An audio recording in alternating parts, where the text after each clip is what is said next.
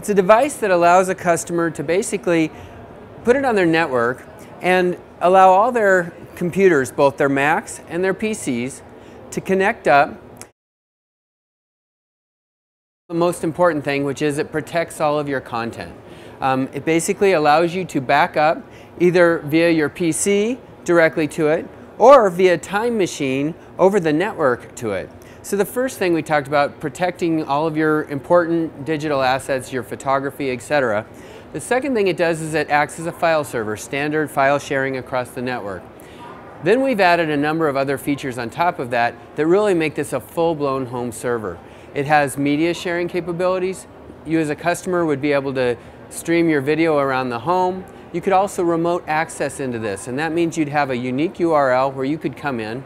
You could download and upload your photos, music, or videos, but you could also then share out to friends and family. It basically comes in two configurations. It comes in a configuration where it would come with just one drive, and these are basically standard SATA hard drives. The one drive configuration is 750 gigabyte, or you can get a two drive configuration, and that would be 1.5 terabyte. They sell for between the lower end at about $5.99 up to $7.49 for the other one. It then also has expandable drives. It's a really nice, I've actually got it running right now with 4 drives. It's set up for one drive in my case as a disaster drive, but I can pull that while it's running.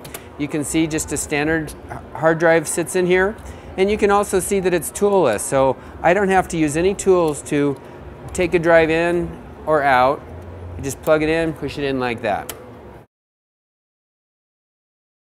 Another thing about how this works is it sits on your network, as I said, and what I mean by that is you can see in the back here, I've plugged it in and I've basically got a LAN connection cable here, and that's plugged directly into my router. Then it's basically sitting out on my network with, well, one other thing before I turn it around. It's also got connections on the back, 3 USB and an eSATA port for customers that are wanting that type of connectivity, as well as then the one USB on the front. So once I've plugged this in, put it with my router, I'll tell you a little bit about how I'd set it up in my home environment. I basically install it via the PC. It is important that you administer it and install it on the PC because it's running Windows Home Server. Once I've installed it there, it's automatically backing up all of my PCs that have been set up. Then all I do is I very quickly do a 3-step install on a Mac, and I configure a Time Machine backup. And basically how I do that is I would basically go right here into this tab. I tell it the disk size that I want it to look like, so as a customer I can set whatever disk size I want. I click Start, in this case I've already got it started, and then basically you can open Time Machine preferences, and you can see that in Time Machine this will show up as backup to MediaSmart server, and it's up and running and doing the backups just like Time Machine would do it. It allows you to set up your protection on the go. You basically have 4 drives, and you can have different size drives, you can add them on the fly, you can take them out and add different size drives, and then basically as a customer you're not responsible for figuring out where your data is at on the 4 different drives.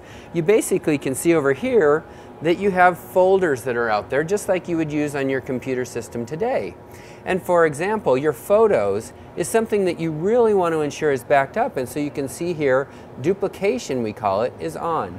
And that, when you put duplication on, that basically means that your content is spread across the server in a couple of drives, so if a drive fails, your data is protected.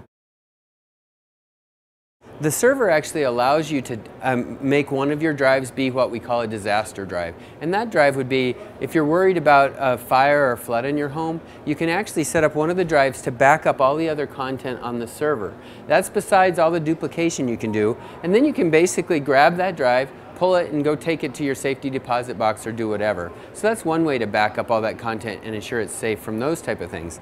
If your drives were getting full though and you still wanted to expand, you could basically change out to a larger hard drive. The system, assuming it has some space to move content around, will move it around, allow you to add that hard drive and then redistribute it. So as a customer you have a couple ways to do that.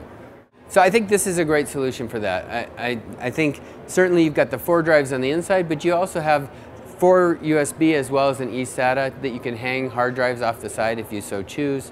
One thing to your point about a photographer with lots of large files that they're using and they're needing to transfer content back and forth between the PC or the Mac and to the server, one of the neat things that this has is that it's running a PC architecture. It's running an Intel Celeron 2 gigahertz processor with 2 gigabytes of RAM. And so if you look at any of those websites out there that are talking about performance capabilities for network storage, this is topping the charts, and it's really a robust solution for moving your content around.